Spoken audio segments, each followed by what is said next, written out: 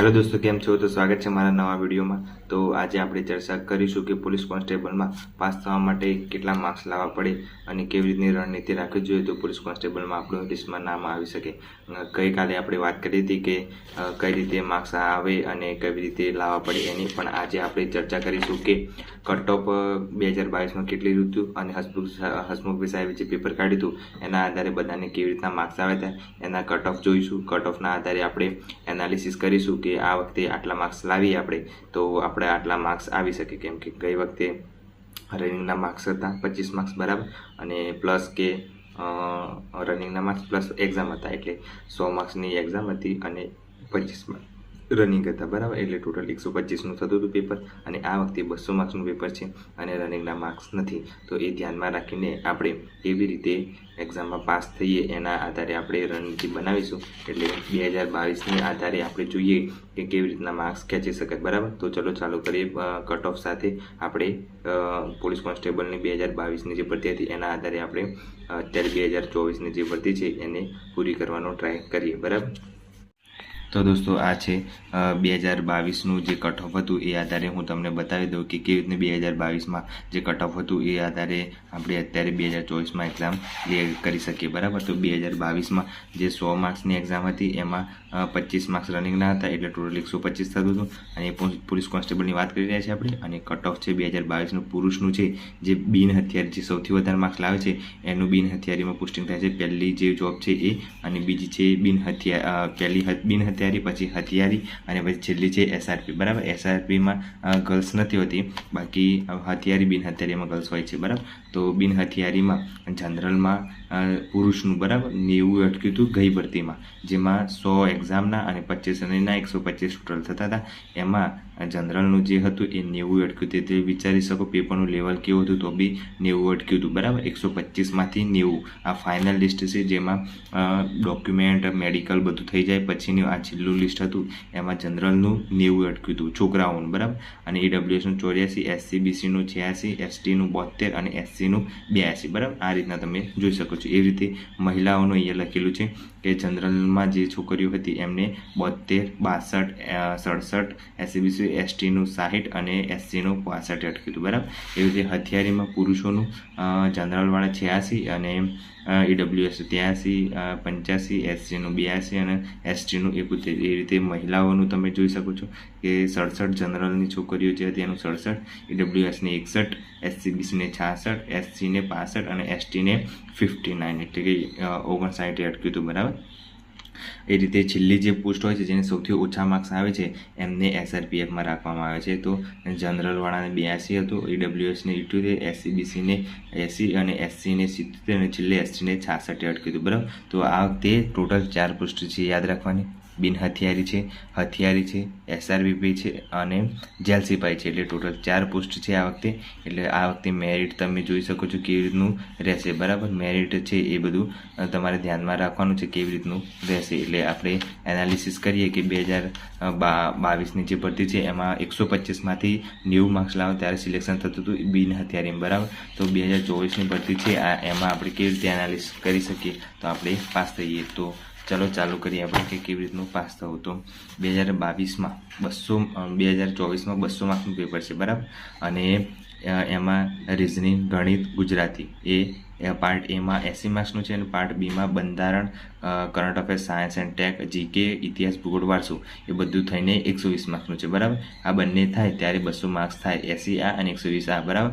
અને પાર્ટ એમાં 40% લાવવા જરૂર છે અને પાર્ટ બીમાં 40% લાવવા જરૂર છે બરાબર। તો આવી રીતનું છે। તો તમે જુઓ કે જો આમાં 40% ગણીએ તો આમાં 32 લાવવાના થાય 80 માર્ક્સમાં, અને આમાં લાવવાના થાય 48 માર્ક્સ બરાબર, ત્યારે આ 40% પૂરું થાય બરાબર। એટલે આ છે 80 માર્ક્સનું અને આ છે 120 માર્ક્સનું, એટલે બને ત્યાં સુધી આમાં જેટલા માર્ક્સ ખેંચી શકાય એટલા ખેંચી શકાય, કેમ કે આમાં જે છે એ બધું લેન્ધી આવશે, જીપીએસસી ટાઈપનું લેવલ આવશે, અને આમાં લેવલ અપ હશે, એટલે ધ્યાન રાખવું કે આમાંથી જ માર્ક્સ ખેંચાય। એટલે બને ત્યાં સુધી આમાંથી 30માંથી ખેંચવાના, આ 30માંથી ખેંચવાના, અને 20 માર્ક્સનું તાતો બેઠું થોડું છે એટલે વાંધો નહીં આવે. આ ફકરા ઉપરથી જવાબ આવવાના છે 20 માર્ક્સના, એટલે એમાંથી આવી જશે. પણ આ જે છે એમાં ખાસ ધ્યાન રાખવાનું કે મેથ્સમાં અને રિઝનિંગમાં બને ત્યાં સુધી 15 જેવા લાવી દેવાના, બરાબર. એટલે 15 મતલબ 15 25 એ જે લાવો એ 25 માર્ક્સ લાવો રિઝનિંગમાં, તો 15 તમે ગણિતમાં લઈ શકો છો, બરાબર. એટલે એ થઈ જશે સરખા કમ્પ્લીટ 25 આ અને 15 આ, એટલે 30 40 માર્ક્સ એ થઈ જશે. અને આ છે 20 માર્ક્સ ગુજરાતીના, એટલે 20 એ આવી જશે. એટલે 60 માર્ક્સ આમાં થઈ જાય અને તમે 120માંથી આમાં 50 જેવા લાવી દો કે 60 જેવા લાવી દો તો 120 માર્ક્સ જેવા આ બી થઈ જાય, બરાબર. પણ હું તમને બતાવું કે ગઈ ભરતીમાં 90 અટક્યું હતું, તો આ વખતે કેટલા લાવવા પડશે, બરાબર. તો ગઈ ભરતીમાં કંઈક 90 અટક્યું હતું, બરાબર. 90 માર્ક્સ અટક્યું હતું.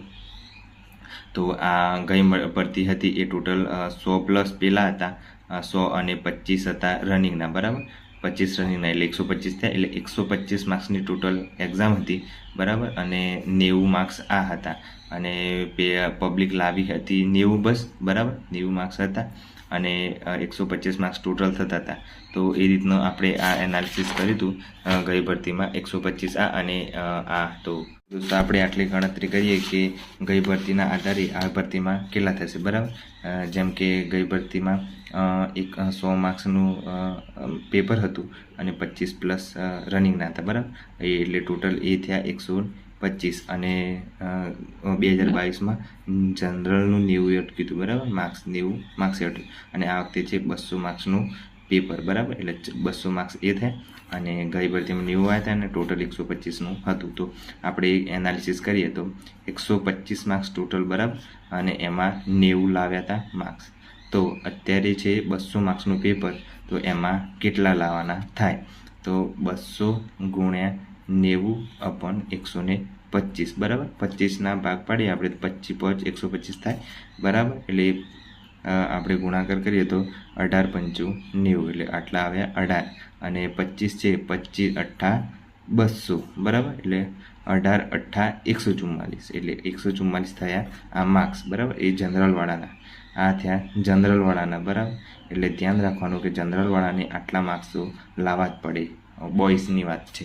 એટલે અહીં આવી જઈએ આપણે પાછા કે જનરલવાળાને કેવી રીતે લાવી શકે. તો જેમ કે આ 30 છે, આ 30માંથી 30 આવી જાય, 30માંથી 30 ના આવે તો કંઈ નહીં, પણ 25 તો લાવવા જ પડે, 25 માર્ક્સ એ થાય. અને મેથ્સના લાવવા પડે 20 જેવા, મેથ્સના લાવવા પડે તો 20 એ આવે. અને આ ગુજરાતીના છે 20માંથી 20 આવવા જોઈએ, બરાબર. 20 એ એટલે 5 આ અને 2 4 6, એટલે આ 65 તો આ થઈ ગયા, બરાબર. 65 આ થઈ ગયા, 65 એ ગણી લેવાના. અને આ બંધારણના છે, બંધારણના 25માંથી 25 લાવવા પડે, 30માંથી 25 લાવવા પડે. પછી આ સાયન્સ, કરંટ અને જીકે એમાંથી 30 જેવા લાવવા પડે, બરાબર. અને આ ઇતિહાસ, વારસો અને ભૂગોળ છે એમાંથી 25 જેવા આવી જાય, અડધા આવી જાય, 30 તો બી ચાલે. તો 5 અને 3 3 9, 3 3 6 અને 7 8 80 85 જેવા આ થઈ જાય.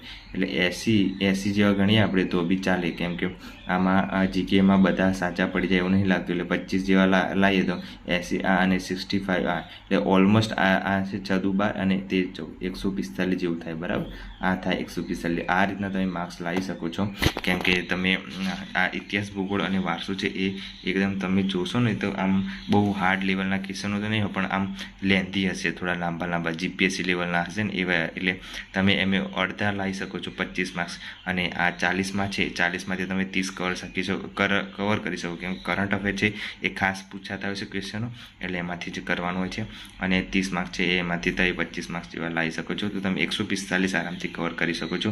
અને આ મેથ્સ રીઝનિંગ છે એ બહુ હાર્ડ લેવલ નહીં પૂછાય, કેમ કે એમાં થોડું બેઝિક લેવલનું જ હોય છે, એટલે તમે વાંધો નહીં આવે. એટલે બને ત્યાં સુધી જનરલવાળા છે એ 145નું ટાર્ગેટ રાખો તો મેળ ખાશે, કેમ કે ગઈ ભરતીમાં 90 અટક્યું તો એ પણ રનિંગ સાથે, બરાબર.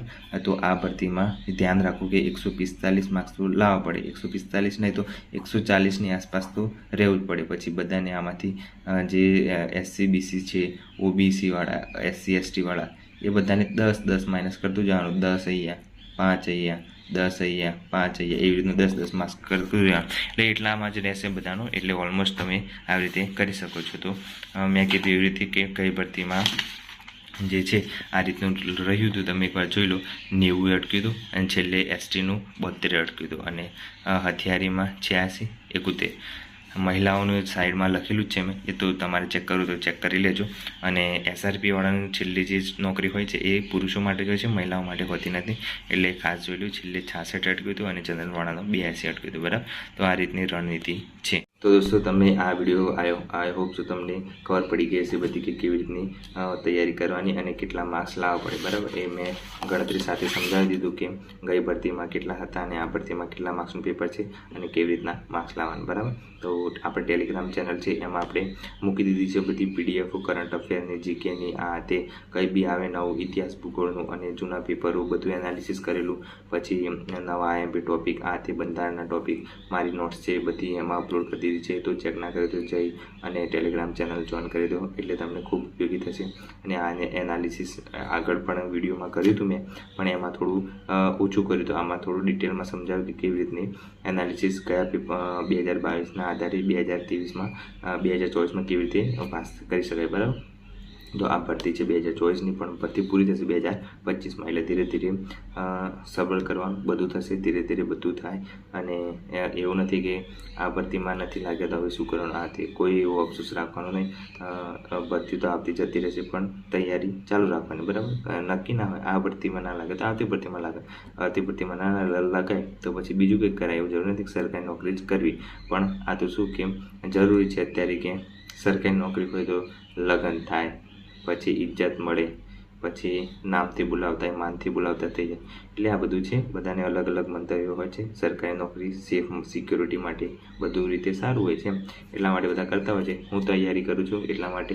બરાબર, તમે પણ કરો, મહેનત સારી કરો અને આગળ વધો બધા. ફટાફટ એક્ઝામમાં હવે નજીક આવી જશે તો રનિંગ બનિંગ ચાલુ ના કરો તો કરી દેજો. અને એક્ઝામ જાન્યુઆરીમાં હશે કોન્સ્ટેબલ, PSIની ડિસેમ્બરમાં છે. બરાબર, એટલા માટે. તો આઈ હોપ આ વિડીયો ગમ્યો હોય તો લાઈક કરો, શેર કરો અને સબસ્ક્રાઈબ કરો. અને વિડીયો બીજાને શેર પણ કરો જેને ઉપયોગી થાય એને. બરાબર, તો મળીએ નવા વિડીયોમાં. Bye bye, take care.